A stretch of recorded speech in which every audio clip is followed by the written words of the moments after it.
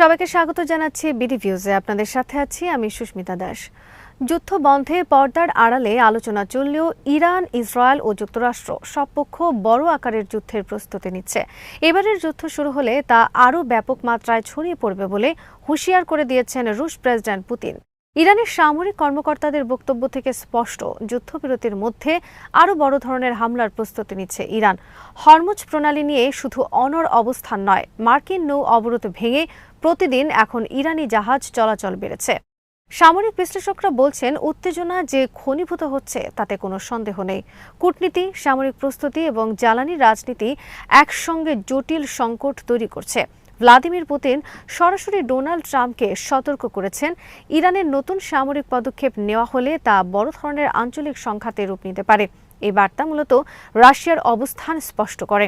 তারা মধ্যপ্রাচ্যে যুক্তরাষ্ট্রের একতরফা সামরিক হস্তক্ষেপ মেনে নেবে না। অন্যদিকে ওয়াশিংটনের অবস্থান ক্রমেই কঠোর হচ্ছে। ট্রাম্প প্রশাসন ইরানের সর্বশেষ যুদ্ধ সমাপ্তি প্রস্তাব প্রত্যাখ্যান করেছে এবং প্রকাশ্যে তেহরানকে দ্রুত বাস্তবতা বুঝতে সতর্ক করেছে।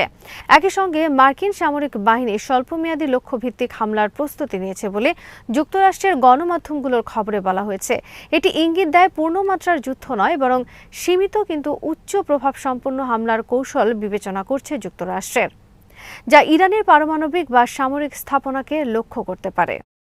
মধ্যপ্রাচ্যের আরেকটি গুরুত্বপূর্ণ ফ্রন্ট হল ইসরায়েল লেবানন সীমান্ত। বেঞ্জামিন নেতানিয়াহুকে ট্রাম্প পূর্ণাঙ্গ যুদ্ধ এড়িয়ে সার্জিক্যাল বা সীমিত হামলার পরামর্শ দিয়েছেন।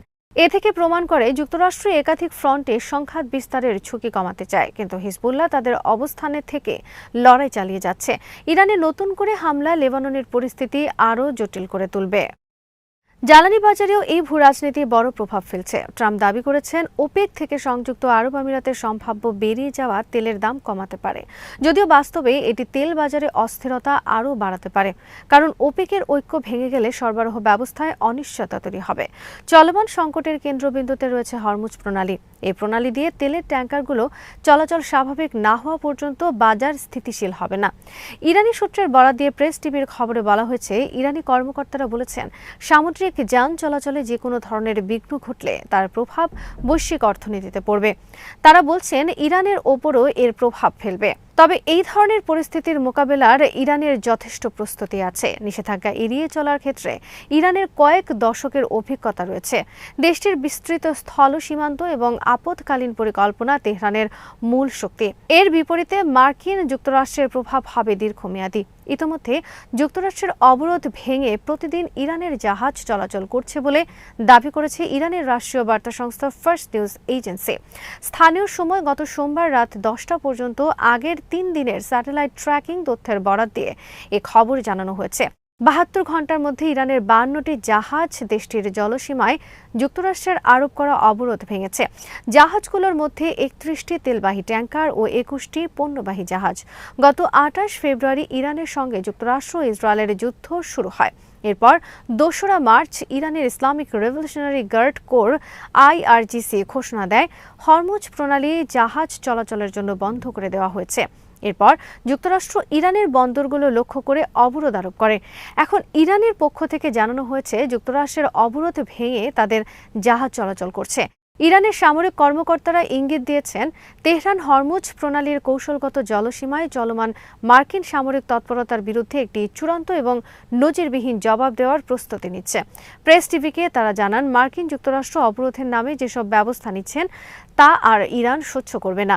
ইরান শীঘ্রই সরাসরি সামরিক জবাবের প্রস্তুতি নিচ্ছে। ইরান এখন ধৈর্য ধরার নীতি থেকে সরে এসে পাল্টা আঘাতের দিকে অগ্রসর হচ্ছে। ইরান যুদ্ধ নিয়ে ট্রাম্প প্রশাসন আসলে চূড়াবালিতে আটকে গেছেন।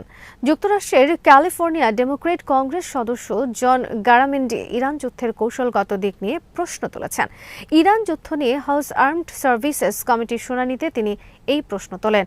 যুদ্ধে 13 জন মার্কিন সেনা নিহতের পাশাপাশি শত শত সেনার আহত হওয়া এবং হাজার হাজার বেসামরিক মানুষের মৃত্যুর বিষয়টি উল্লেখ করে গারামেন্ডি প্রেসিডেন্ট ডোনাল্ড ট্রাম্পের এই যুদ্ধকে আমেরিকার নিজের ওপর নিজে করা গুরুতর আঘাত হিসেবে বর্ণনা করেছেন। হরমুজ প্রণালী বন্ধ হয়ে যাওয়ার বিষয়টি আগে থেকে অনুমেয় ছিল। উল্লেখ করে মার্কিন যুদ্ধমন্ত্রী হেক্সেইথকে তিনি বলেন, আপনি এই যুদ্ধ নিয়ে প্রথম দিন থেকেই মার্কিন জনগণকে মিথ্যা বলে আসছেন এবং প্রেসিডেন্টও তাই করছেন।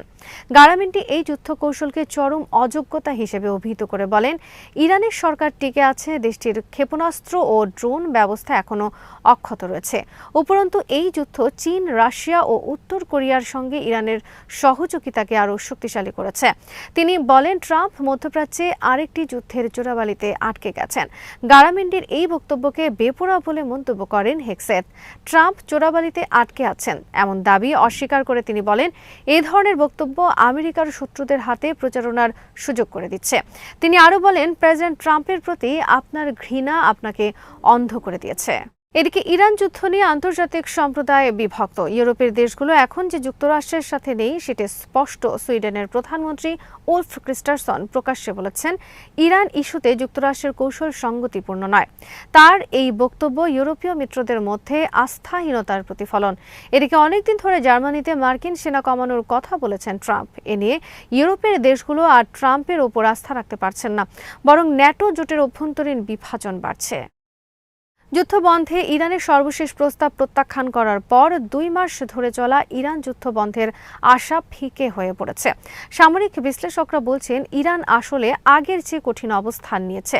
ইরান বুঝতে পেরেছে ট্রাম্প যে অভ্যন্তরীণ ও আন্তর্জাতিক চাপের মধ্যে রয়েছেন তাতে দীর্ঘ সময় যুদ্ধ করতে সক্ষম নন। ইরানের নতুন প্রস্তাবে বলা হয়েছে, আপাতত পারমাণবিক কর্মসূচি নিয়ে আলোচনা স্থগিত রেখে আগে যুদ্ধ বন্ধ করা হোক এবং পারস্য উপসাগরে নৌ চলাচল নিয়ে বিরোধ মেটানো হোক। কিন্তু যুক্তরাষ্ট্রের অবস্থান হলো, পারমাণবিক বিরোধ মেটানো ছাড়া কোনো চুক্তি হবে না। এমন পরিস্থিতিতে ইরানের হাতে থাকা সমৃদ্ধ ইউরেনিয়াম সরানোর বিষয় নিয়ে পুতিনের সাহায্য চেয়েছেন ট্রাম্প। ট্রাম্প যদি নিজেকে যুদ্ধে বিজয়ী দেখাতে চান তাহলে ইরানের পরমাণু সক্ষমতা নেই তা নিশ্চিত করতে হবে। এ কারণে ইরান এ বিষয়ে আর আলোচনায় আগ্রহী নন বলে জানিয়েছেন।